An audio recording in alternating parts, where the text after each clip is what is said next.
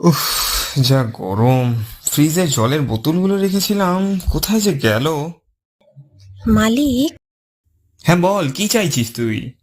মালিক, আমাকে আরেকটিবার সুযোগ কি দেওয়া যায় না?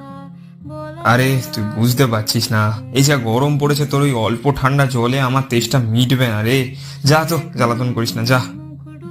মালিক, ও মালিক, তুমি কি পুরনো দিনের কথাগুলো সব ভুলে গেলে? তোমার একার স্বল্প আয়ের ছোট্ট সংসারের কথা।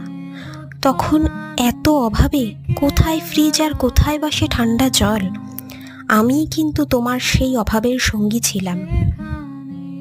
শোন, ফালতু বকতে আসিস না এখানে। আমাকে একটু শান্তিতে জল খেতে দে তো। এক্সকিউজ মি, একটু সরবেন প্লিজ। মালিক আমার খোঁজ করছেন।